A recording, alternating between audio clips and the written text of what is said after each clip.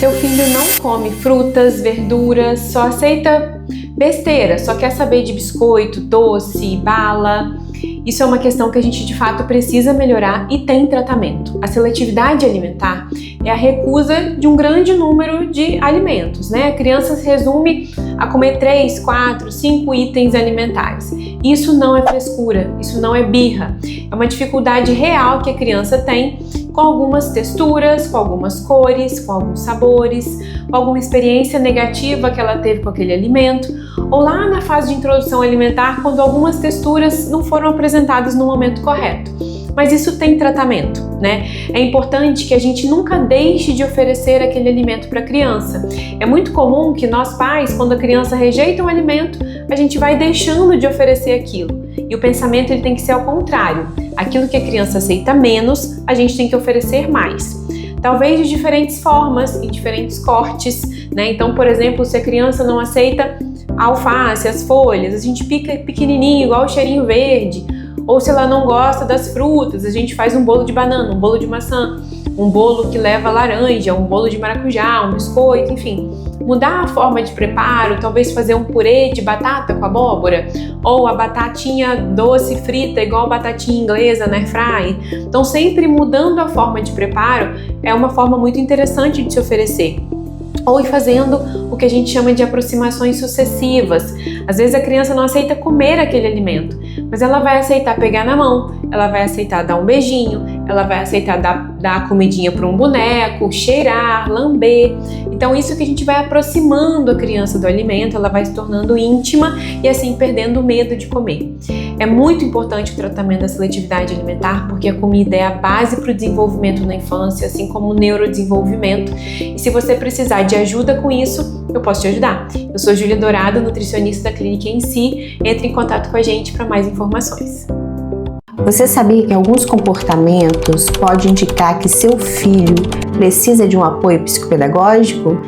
Dificuldade em aprender a ler e escrever, se distrai facilmente nas atividades, recusa nas tarefas de casa, fica ansioso, frustrado diante dos estudos e não acompanha o ritmo da turma. Esses sinais não são falta de inteligência.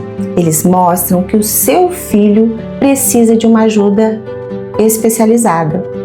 A psicopedagogia transforma a aprendizagem em uma experiência leve e prazerosa.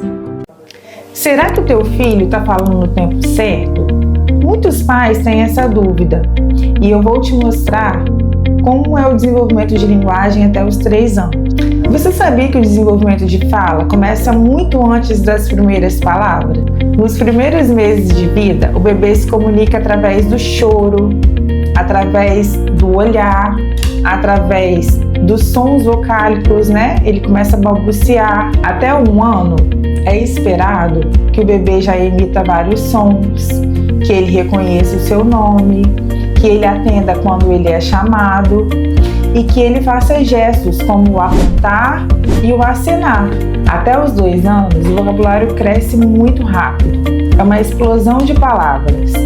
Muitas crianças já juntam 2 palavras. Por exemplo, quero água, mamãe, vem. Por volta de 3 anos, a criança forma frases e ela já é mais compreensível na fala e participa de conversas simples. Se o seu filho não está atingindo todas essas etapas, ou se a fala dele não é compreendida por todos e nem por pessoas mais próximas, pode ser sinal de atraso. É importante procurar um fonoaudiólogo para uma avaliação precoce. Você sabe qual era a certa de iniciar o desfraude? Não existe idade certa para iniciar o desfraude.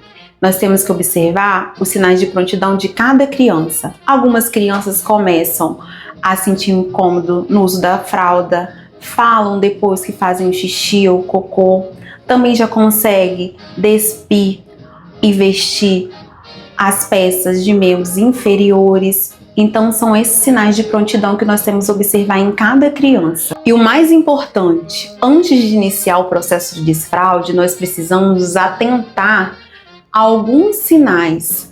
Por exemplo, Não iniciar o desfraude em momentos de mudança de rotina, como mudança de casa, mudança de turno de escola, chegada de irmãozinho mais novo, as férias. Muitos pais, gostam de iniciar o desfraude nas férias, que as férias estão chegando, as férias escolares. Só que geralmente estão na casa de praia e aí a criança associa o vaso da casa de praia, então isso é muito importante se atentar. Então nós precisamos não comparar, nós precisamos não pressionar e nós precisamos fazer de maneira bem lúdica para que as nossas crianças entendam que o xixi e o cocô, o desfraude é algo muito natural, que todos nós fazemos. O desfraude faz parte de uma atividade de vida diária, que é a higiene, então ele necessita do terapeuta ocupacional. Caso você esteja passando por dificuldade ou conheça algum pai que ainda está em dúvidas do desfraude, procure um terapeuta ocupacional e compartilhe esse vídeo.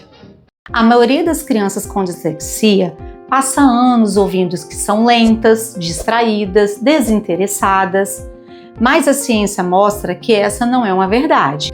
A dislexia é um transtorno de aprendizagem de origem neurobiológica que é reconhecido pela OMS e está descrito no DSM-5. Ela afeta principalmente a decodificação de palavras, a fluência leitora e a consciência fonológica. Sinais como troca de letras, leituras silabadas, pausas, falta de compreensão do que lê, tentativas frustradas com a leitura, tristeza ao chegar da escola, decepção porque todos os amigos aprendem e a criança não, trazem sofrimento para a criança e esses sinais não vão sumir sozinhos. É importante intervenção de qualidade e especializada. É aí que a psicopedagogia pode ajudar o seu filho, porque através do nosso trabalho nós podemos ajudar o seu filho a gostar mais de aprender, a encontrar sentido no que lê, a compreender o som da leitura, das letras, a compreender que um símbolo representa um som, e tudo isso pode acontecer de uma maneira mais segura, mais feliz, num ambiente rico com muitos estímulos que devolve para essa criança a felicidade na aprendizagem. Esse é o trabalho que nós podemos fazer para ajudar o seu filho que tem dificuldades na leitura, seja porque tem um transtorno diagnosticado ou porque está investigando, a ser mais feliz na aprendizagem.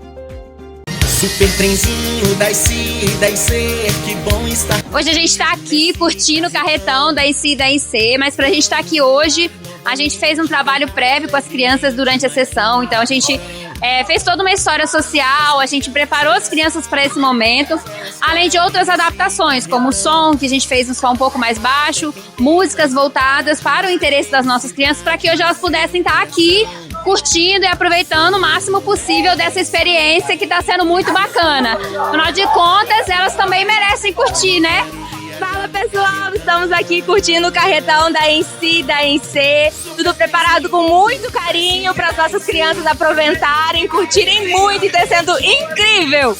Manda um beijo, filha. Beijo pra tia Júlia.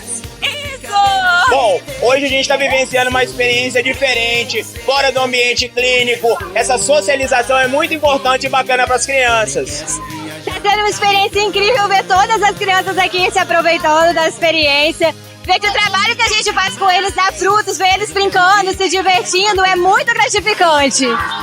Tá todo mundo se divertindo muito aqui! Ó!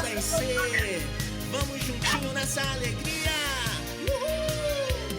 Super trenzinho da IC, que bom estar contigo nesse carretão. Vamos voar novamente, cantar alegremente mais uma canção.